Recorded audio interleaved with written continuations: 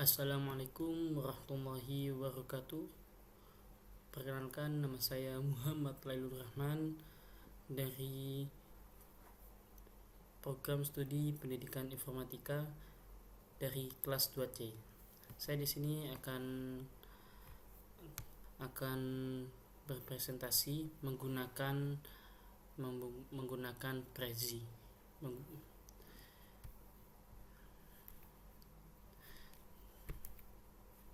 Nah, di sini saya akan menjelaskan tentang pengaruh media sosial terhadap prestasi belajar kita. Pengaruhnya apa aja sih media sosial terhadap prestasi belajar yang hingga zaman ini khususnya itu banyak anak-anak yang sudah cenderung akan prestasi belajar yang berpengaruh dari media sosial. Sebelum kita lanjut ke pembahasan yang lain, kita harus tahu pengertian media sosial itu apa. Media sosial itu apa sih? Media sosial mengacu pada platform digital memungkinkan pengguna untuk berbagi konten, berinteraksi, dan berkomunikasi secara online, berpengaruh signifikan dalam kehidupan sehari-hari. Contohnya seperti WA, TikTok, dan lain-lain. Nah, lanjut ke slide yang selanjutnya, yaitu mengenai definisi media sosial. Media sosial adalah aplikasi dan situs web yang memungkinkan pengguna untuk membuat dan berbagi konten serta berpartisipasi dalam jejaring sosial. Contoh populer yang sudah saya sebutkan tadi seperti Facebook, Instagram, Twitter, dan lain-lain. Lanjut ke slide yang selanjutnya, jenis-jenis media sosial. Jenis-jenis media sosial. Apa aja sih media sosial yang sering kita lakukan di kehidupan sehari-hari? Media sosial dapat dibedakan menjadi beberapa jenis, termasuk jejaring sosial, platform berbagi foto dan video, forum diskusi, dan blog. Setiap jenis memiliki karakteristik dan audiens yang berbeda. Lanjut, kita bertanya, apa aja sih peran media sosial dalam kehidupan sehari-hari? Nah, di sini sudah jelaskan, yaitu media sosial memainkan peran penting dalam komunikasi, menyediakan akses cepat ke informasi, dan memfasilitasi interaksi antar individu. Hal ini mempengaruhi aspek sosial, pendidikan, dan bahkan bisnis. Dampak media sosial terhadap prestasi belajar. Nah, ini yang sedang banyak kita hadapi di pada zaman ini khususnya, yaitu media sosial memiliki dampak yang signifikan terhadap prestasi belajar siswa, baik positif maupun negatif. Pemahaman akan keduanya sisi ini sangat penting untuk memaksimalkan manfaatnya. Lanjut, yaitu akses informasi yang mudah.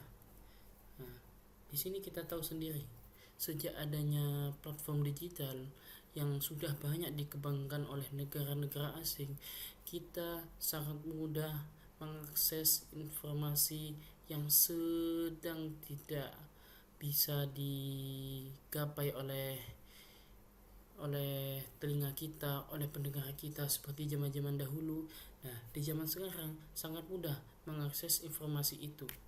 Media sosial memungkinkan siswa untuk dengan cepat mengakses informasi yang diperlukan untuk pembelajaran. Nah, tadi yang sudah disebutkan seperti platform seperti Facebook, Twitter dapat menjadi sumber berita terkini dan perkembangan terbaru di dunia pendidikan. Yaitu sumber belajar dan referensi. Berbagai platform media sosial menyediakan materi belajar yang beragam. Konten pendidikan di Instagram dan YouTube misalnya bisa menjadi sumber referensi yang menarik dan interaktif. Terus keterlibatan dalam diskusi dan kolaborasi. Media sosial juga memfasilitasi diskusi kelompok dan kolaborasi antara siswa. Ini memungkinkan pertukaran ide dan pengalaman yang dapat memperkaya proses belajar. Yaitu gangguan dan pengalihan fokus. Meskipun media sosial menawarkan banyak manfaat, ia juga dapat mengganggu konsentrasi siswa. seperti notifikasi dan konten yang mengalihkan perhatian dapat mengurangi produktivitas belajar.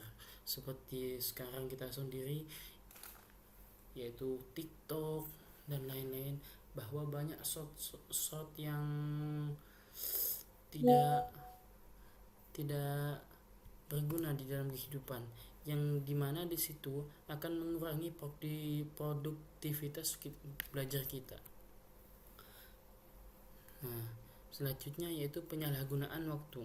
Siswa dapat menghabiskan terlalu banyak waktu di media sosial yang berpotensi yang tidak berencana membuat waktu belajar terganggu. Selanjutnya yaitu potensi ketergantungan. Penggunaan media sosial yang berlebihan dapat menyebabkan ketergantungan yang berdampak negatif pada keseimbangan belajar siswa. Hal ini bisa mengganggu kemampuan mereka untuk fokus pada tugas-tugas akademik. Lanjut, cara bijak menggunakan media sosial. Nah, media sosial dapat memberi manfaat dalam pembelajaran jika digunakan secara bijak. Lanjut, yaitu menetapkan batas waktu penggunaan. Penggunaan media sosial yang tidak terkontrol dalam mengganggu waktu belajar. Menetapkan batas waktu harian untuk menggunakan media sosial membantu siswa tetap fokus pada aktivitas pembelajaran dan menghindari prokrastinasi. Lanjut, yaitu memilih konten yang edukatif. Tidak semua konten di media sosial itu berkualitas. Seperti yang sudah dibicarakan sebelumnya, memilih konten yang edukatif seperti materi latihan atau tutorial dapat memperkaya pembelajaran dan juga mendorong pemahaman konsep lebih baik. Lanjut, yaitu menggunakan media sosial untuk pembelajaran aktif. Media pembelajaran sosial dapat digunakan untuk diskusi kelompok dan berbagi sumber belajar. Memanfaatkan platform seperti forum atau grup belajar dapat memfasilitasi pembelajaran kolaboratif di antara siswa. Nah, cukup sekian presentasi dari saya. Kurang lebihnya mohon maaf. Wassalamualaikum warahmatullahi wabarakatuh.